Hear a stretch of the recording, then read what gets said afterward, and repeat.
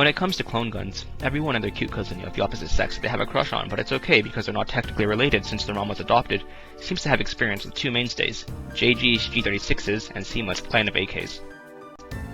CYMA AKs come in both Tokyo Marui and VFC style assemblies. Depending on the model number, you can tell what kind you've got. This particular model is the CM.047D, which is a replica of the AK-105. It's made of mostly aluminum, but certain parts such as the dust cover and trigger guard are made of steel. Tokyo Marui style AKs can be recognized by the screws they have right after the handguard. These screws are used to disassemble the gun, unlike the pins that VFC style guns use. The CM.047D has a Krinkov style flash hider with a vertical gas block. They're followed by AK-74M style polymer handguards. Mine are drilled through to more resemble the AMD65 vented handguards because I just like the look of them. This was my first attempt at dremeling through plastic to make these vented handguards, so I don't think they came out that well. I'll probably get another set to practice more on and do better. As you can see, the alignment of the holes on top isn't quite perfect, but I think it'll do for now. It gets pretty horrendous near the back though, whatever. Now once you get past the front end of the gun, you'll find yourself on the receiver, admiring a set of rear tangent sights.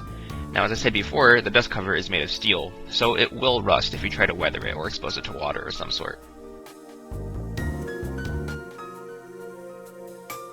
I'm running an Element Seymour red dot sight on top of my gun because I couldn't find a nice enough Cobra replica. The Seymour is a pretty cool reflex sight in my opinion, and it looks hell of a lot better than the NC Star and BSA sights that most kids run with their guns.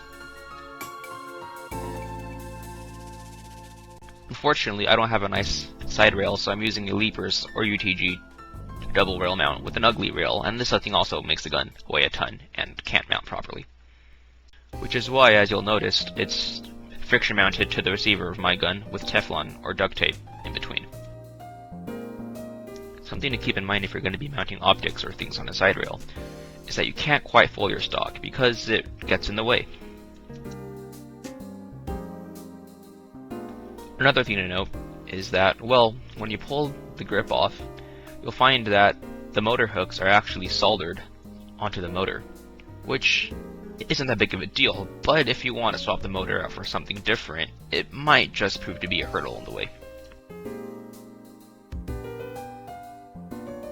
Because the gun has a folding stock, the battery is stored on top of the receiver, parallel with the charging handle, which unfortunately also isn't a full travel bolt.